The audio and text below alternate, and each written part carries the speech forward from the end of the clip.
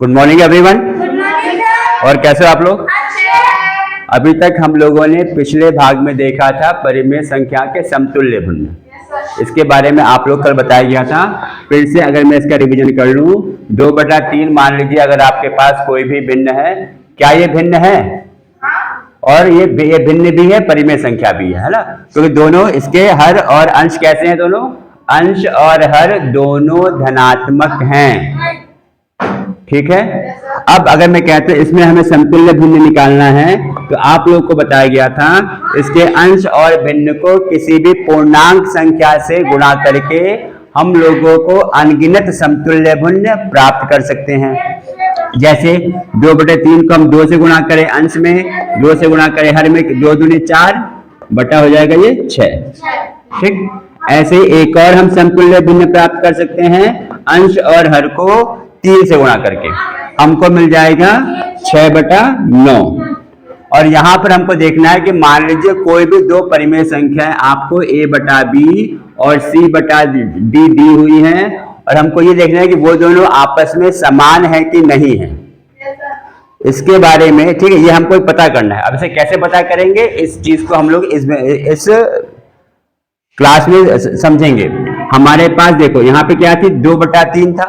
2/3 के समतुल्य भिन्न हमने निकाली है 4/6 और 6/9। ठीक है, यहाँ पे हम ये कह सकते हैं कि 2/3 बराबर 4/6 बराबर 6/9। ये आपके बराबर है। ठीक है, ये हम कह रहे हैं कि ये बराबर है। अब अगर ये आपको सिद्ध करना है कि ये बराबर है, कैसे करोगे? हम मान लें कि दो परिमेय संख्या 1/b बराबर मान लीजिए 4/6 ले लें, और ये दूसरा ले लें हम c/d बराबर 6/9। हम अब हमें अगर ये बताना है कि ये दो परिमेय संख्याओं के जोड़े एक दूसरे के समान हैं। अगर समान होने की प्रवृत्ति होती है या समान होने में क्या हो जाएगा, a/b बराबर c/d। अगर दोनों समान होगा तो हम दोनों को बराबर लिख सकते हैं। यानी अगर इसको आप क्रॉस मल्टीप्लाई करोगे, a गुणा d पक्षांतर करने पर d उधर जाके a से गुणा हो जाएगा और b उधर जाके c से गुणा हो जाएगा। तो इसके बेस पे हम लोग यहाँ पे क्या बोल सकते हैं कि अगर a और d का गुणनफल, a और d का गुणनफल b और c के गुणनफल के बराबर होगा, तो आपस में ये दोनों परिमेय संख्या 1/b और c/d दोनों कैसे होंगे, आपस में बराबर हो जाएंगे। ठीक है, अब यही हम यहां लगा देंगे। ठीक है आराध्या, समझ में आ रहा है? हाँ ठीक है, तो ये 4/6 हो गया है, ये 6/9 हो गया है। अब यहाँ पे देखा जाए तो a का मान यहाँ पे क्या है, 4 है, b का मान 6 है। ठीक है, और c का मान 6 है, d का मान 9 है। a का मान हो गया है 4, b का मान हो गया है 6, c का मान 6 है, d का मान 9 है। ठीक है, हमको ये ज्ञात करना है कि ये दोनों परिमेय संख्याएं बराबर हैं। जबकि हम ये बता चुके हैं कि ये समतुल्य हैं, तो हम लोग क्या कर रहे हैं बेटा, इसको चेक कर रहे हैं क्या ये काम करेगा कि नहीं करेगा। AD बराबर BC, तो यहाँ पे हम a गुणा d निकालो, कितना आ जाएगा भाई? a का मान 4, d का मान 9, क्या हो गया 36।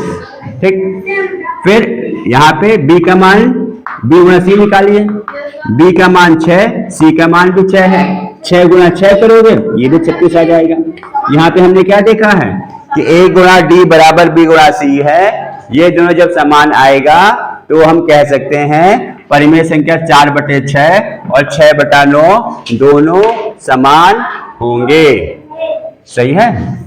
अब इसी तरह हम अगर एक प्रश्न आपकी किताब से ले लें, चलिए हम यहाँ पे एक और बात कह लें कि अगर a/b आपके पास 3/-4 है, और दूसरी परिमेय संख्या ले लें आपके पास c/d कह लीजिए, c/d, इसको हम कह दें ये आपके पास क्या है 9 कितना आपके पास ये 9/12 है। ठीक, 3/-4 है, -9/12 है। अब ये दोनों परिमेय संख्या बराबर हैं, कैसे ज्ञात करेंगे? यहाँ पे आप a गुणा d निकालिए।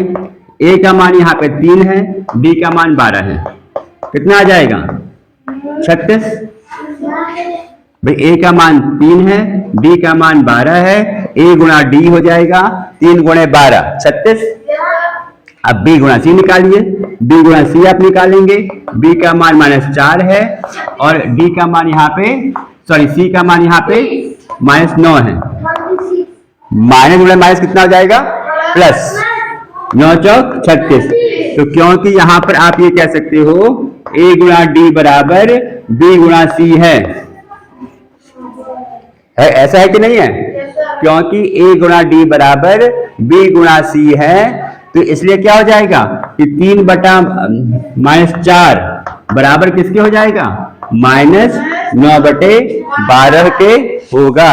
यहां से आपने क्या सीखा बेटा कि किसी भी दो परिमेय संख्या को अगर बताना है तो समान है कि नहीं है, किसी भी दो परिमेय संख्या a/b और c/d को ये चेक करना है वो समान है कि नहीं है। यहां पर आप लोग गुणनफल निकालो किसका? a का d के साथ, ठीक, b का c के साथ। अगर ये दोनों समान आते हैं तो हम कह सकते हैं दोनों परिमेय संख्याएं बराबर होगी। इसी तरह आपकी किताब का प्रश्न नंबर 1 और प्रश्न नंबर 2 अभ्यास 1b पेज नंबर 25 पर वह प्रश्न नंबर 1 और 2 का अभ्यास करिएगा, ठीक है, और प्रश्न करके लाइएगा। फिर और प्लीज कृपया करके समय का सदुपयोग करिए, जैसा मैं हमेशा कहता हूं। फिर हम लोग मिलेंगे अगले लेक्चर में। धन्यवाद।